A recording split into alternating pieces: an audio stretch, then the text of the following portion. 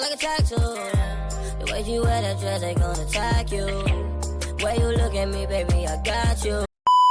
When she would highlight her father's experience, it was always, oh, he doesn't eat correctly. He needs to do this. He needs to stop eating all the sugar stuff. He drinks too much milk.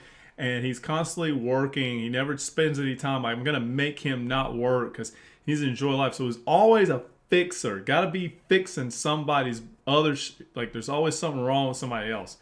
And if we had to kind of resurface that back to her own personal problems, there would be some things that needed working on, but we don't have time to talk about that. Even though her main undertone was nobody cares what she has to say, but she wasn't also ready to bare her soul to people. And that was always a common underlier from what other people would share with me, is that she's just not vulnerable with me. She doesn't like share her deep sides to me. And I was like, well, I've been with her for, what was at the time, 6 to 7 years. I ain't got anywhere either. But let's see what else she's got to say here.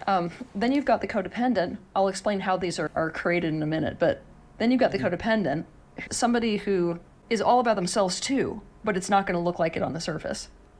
This person has created all kinds of strategies to get their needs met in manipulative ways. So they're just being narcissistic, backdoor, right? Now, when kids are born to this environment, they are not looked out for. Why? Because they've got two parents who are, again, they've just found all these different ways to be for themselves, whether it's overt tyranny, or whether it's creating huge consequences, or whether it's manipulating via needs, or, the list is endless. So very quickly, the children who are born into this environment learn, I'm in trouble here. Because just like being born into a shark pit or being born into the reptile kingdom, it's like, I don't actually have genuine advocacy here.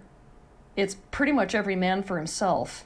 And that's the emotional undertone of the entire family. That's the reality of what's going on, despite what you see on the surface, right? Because on the surface, we might see, ooh, the family's going for fun hunting trips together. Ooh, look, we all got matching t-shirts. But the underlying tone is, you got to find a way to fit in here very quickly to meet your needs because it's every man for himself. So what'll happen is you'll usually have a child in that situation that cannot reasonably find a way to fit in. They can't find a way to please the parents. And because they can't find a way to please the parents, they can't create what's called confluence in a relationship. To imagine confluence, you just think about two rivers, right? Confluence is when they join like this. Now, every person is looking for that sensation in a relationship. That feels like harmony. That feels like closeness. That feels like security. The child who is usually on the scapegoat spectrum, right, which is what we call them, comes into this family, can't find a way to create confluence with either parent for whatever reason. There's a lot of different reasons for that. And because of it, they learn, okay, well, if it's every man for himself, nobody's going to be here for me. I better start fighting. All right. So here's a problem I'm having is that they're one and the same, the codependent and the narcissist. I'm trying myself to listen to her and identify with codependent. I mean, I probably have some tendencies that are there, but I'm trying to go along with being the codependent in some of this scenario. And here's the problem that I'm having is that she just kind of lumps them all together. They're one and the same. And so when she starts to describe things, are we really talking about the same type that are just manipulating to get their needs met? But they also experience this confluence effect too that she's talking about? I don't know if I agree with that. Let's think about it for a second. I'll be honest. Let me say if I was this codependent, and maybe I experienced maybe but didn't experience this. I know that in my family type structure, I felt very safe. That was my safe haven. Matter of fact, I didn't care to get out of my house. I've always been kind of introverted type nature anyways. I was very content where I lived. It was just the way it was when I grew up. As far as fitting in with certain members of the house, I had my grandfather who I couldn't necessarily get on with. I couldn't necessarily get along with my mother. And it was my grandmother who was my safe haven for whenever I could just go to. She would back me up for every freaking thing.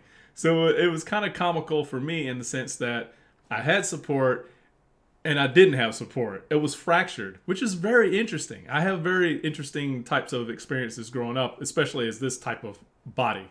So what I wanted to say is that later, as time progressed, my grandmother developed dementia.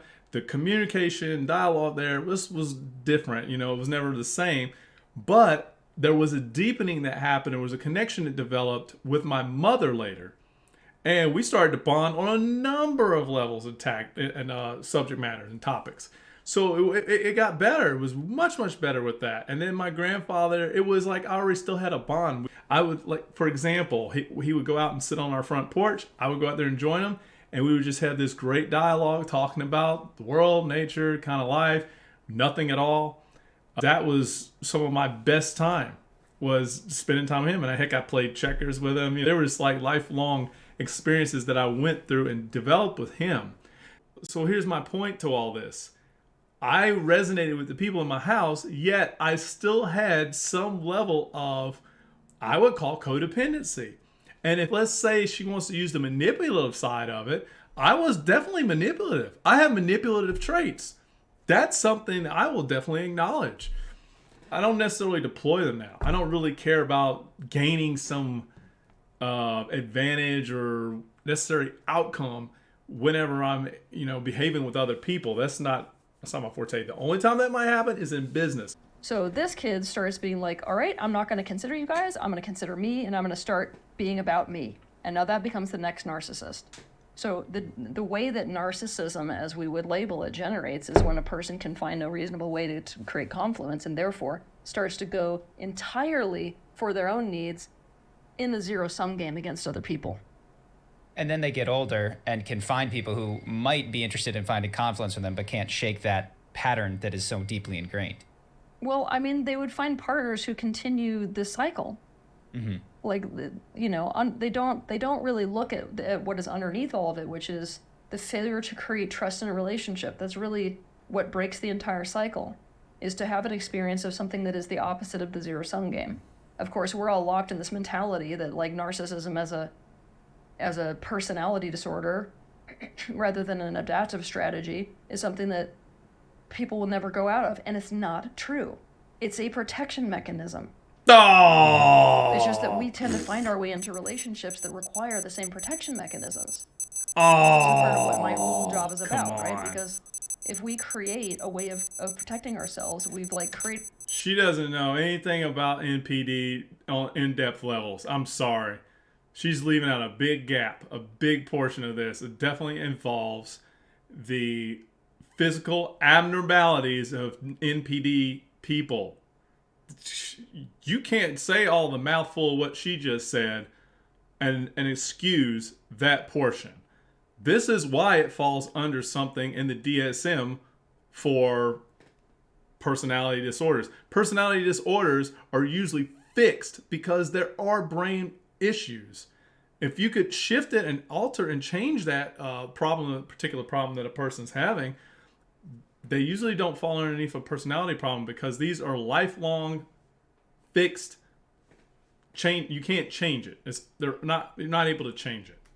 So clearly it says right here, people with narcissistic personality disorder show structural abnormalities in the brain, particularly in the left anterior insula region. This area is linked to empathy, compassion, emotional regulation, and cognitive function. Research has found reduced gray matter volume in the left anterior insula of individuals with NPD, affecting their ability to exhibit empathy. Additionally, prefrontal brain structures, including the orbitofrontal, ventromedial, medial prefrontal, and dorsolateral prefrontal areas, have been associated with narcissistic traits. These structural differences contribute to the social dysfunctions and lack of empathy commonly observed in individuals with NPD. So we're looking at somebody who's having physical brain issues. Like, this is what I have as an issue with this chick whenever she's bringing up the facts that you can't change. I mean, you can change. Narcissistic people can change. I'm like, come on. Wouldn't it be cute if everything we believed in happened? It just doesn't happen. I guarantee I can give you a clear-cut example. Everybody want to believe in the woo-woo. Some things woo-woo are true. And in my opinion, they are true. So, like, for example, if I set you up with a hot stove, a hot burner, and I say, I want you to believe with all your heart and soul, yet you put your hand on that fiery hot burner that it's not going to cook those hands. I mean, you just believe in me. You can change your destiny. When you touch that burner, I promise you, it ain't going to affect you. And it won't affect you long term either. If we just burn off your hand. Let me say this. When have you seen a person regrow a limb? Wish it will. Will it might. It don't happen. If you lose something, it don't come back. I've seen too many people that used to work back in the day with old pieces of equipment. Old men usually, things weren't safe back in the day. You slip up, boom, damn, the finger gone. And you see them with little nips. They ain't growing that back. Like, what is this chick talking about? So, like, let's say that we want to believe that narcissistic people, and I don't like them to be in a camp. Trust me. I tried to work and try to fix the narcissistic issue with my partner for 9 years. So you think I haven't tried a whole bunch of stuff? I'm a granular, nuancy kind of guy. So I peeled back every layer I could, and that's how I discovered years ago that there was a brain region that was affected here, a cortex. So, I mean, what is this chick? She's supposedly the authoritative figure on the subject matter. You would think she would speak on that subject alone. No, she's in the belief that I've got a camp of fucking people that just believe whatever the heck I say. They take my word as the Holy Ghost. I mean, it's no different from other religious fanatics that are just running around and supporting these godheads, man. Like, what the heck? It's sickening to watch, but I don't want to totally discount everything she's saying. I just want to kind of try to look at it a little bit more objectively, but it's already hitting the bullshit meter for me. And I'm paying attention to what she's saying, and it drives me up the freaking wall. The fact that she would talk about this stuff like she's the authority on the subject, yet she leaves out certain details like that. Like, you tell me how we regrow those cortexes. You explain how through therapy, just transcendental therapy or just some talk therapy, I don't care what kind of therapy you want to prescribe to this person with NPD, tell me how they regrow those missing parts in the brain. Do you even know how some of that comes about? Have you discovered any of that, Teal Swan, to speak on the subject? How objective can you be to respond to somebody that's critiquing you? I mean, I'm not saying that I'm going to nail her on every single piece. I get that. But some of this, she's got to answer to. Guys, come on. Don't just blindly follow this chick. Please. It's sickening sometimes that she's getting all the attention she is. Damn near somewhat. I wouldn't call her narcissistic. But there's definitely some level of ego. There's definitely ego-driven attention that I see that comes her way. And some people thrive on this. Some people love watching people with ego-driven behavior. They're just like, hell yeah, that makes me feel like she's on to something. That's what we all need to be doing, right? And that stupid confidence and conceit is what pisses me off about people most of the time, is that we just keep believing that if we keep on this I know it all path, we get it all figured out. And we are the dumbest freaking, me included. It don't matter who you talk to. Tony Robbins, he's bringing it up in his podcast. I guarantee you, folks, we are all missing a lot of information. A lot. We can only pray that AI can give us some of this portion to us. Some. And that's like light years better than what we're able to put together. Somebody's going to say, an AI can never do what a human can do. Y'all don't even know. And in least ways, the AI has compiled so well the data, and it can fluidly go and touch it. It can, I wouldn't say fluidly, that's stretching it. But it can source it and compare it and put it together and give you a response faster than what we could in composition. So I'm not going to be able to grasp all of humanity, all the data that I could collect this much in my lifetime, when it has its sole database full of this kind of content. Created this entire structure for the way we operate in the world that only makes sense in the context of that dysfunctional dynamic. If we take all of that into another type of environment, it doesn't work, and so we actually start to feel insecurity. And so we start to feel like, the only place that I can actually make sense, as a being is in that very dysfunctional dynamic. Okay, so the codependent, I got to go there too, because the codependent is the child who can figure out a way to create confluence with the parents. Yeah. Perfect. I'm so glad. Okay, so we're definitely different. We're talking about two separate things here now. This is great because I have figured out confluence. Let's do this. And so they are the ones who give up aspects of themselves in order to sneakily get their needs met. And they learn a pattern of chronic manipulation for the sake of their own needs. And it's very difficult for people to recognize. Why? Because at face value, they seem like the givers. This is the sweet kid. This is the real easy kid who's like, whatever you want, Mom. You know? Oh, yeah, no, that wasn't me. No, if you guys don't know me by now, like, I don't care what the fuck I say, you know, like, it's out there.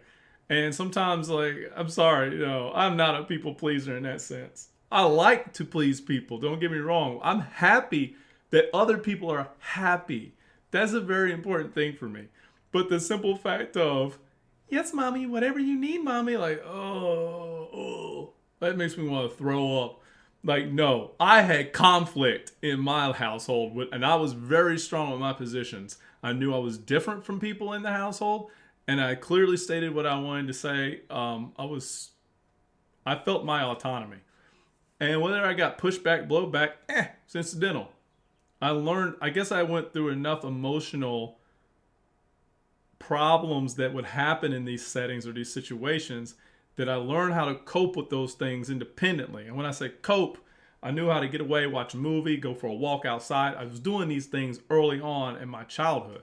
So I knew how to take my breathing situations. And over time, you know how to manage it. And you understand humans. And we're going, that is the least self-centered child. Oh, no. They're just as narcissistic as the rest of the family members. It's just, they figured out, whatever you want, Mom, means extra candy, cuddles, whatever other need they have. But I mean, that person then, they usually find somebody with a very strong personality, another person who's usually on the narcissistic end of the spectrum, right? Because they're like, oh, I know how to work with this. Oh my God, you know your favorite sport? That's funny. It's like... She's so nutty. So what do you explain about other people that are not codependent necessarily that get in these relationships with NPD, Teal? Let me look at me. I'm just going to talk about me in this situation. When I first got together with my NPD person, I was going through traumatic issues. I wasn't going to myself going, oh, I wonder how many ways I can fulfill this other person's task. I can manage this in order to get my needs fulfilled. I was nowhere in that mental space. So what is your explanations for the other camp of people that are not codependents, but do have codependent type behavior? Because my behavior was in catering a lot of times because I was more in the captain save the woman, won't use the other word, but I was in that space of I wanted to rescue her from that situation that she was experiencing. And that was my whole mindset. It wasn't, oh, I'm going to get some gain here and all that. Matter of fact, because I just left another relationship, I was probably more weak-minded emotionally and didn't want to go into anything necessarily as a relationship. But I let my guard down, thought maybe this is the next thing. Maybe this is where I'm supposed to go. I tried to listen to myself in a spiritual sense and probably was correct. I just didn't exit fast enough. So I don't necessarily agree with her. I feel like I had some codependent traits, but to be a full codependent to necessarily get my needs met, I felt I had so many needs not met.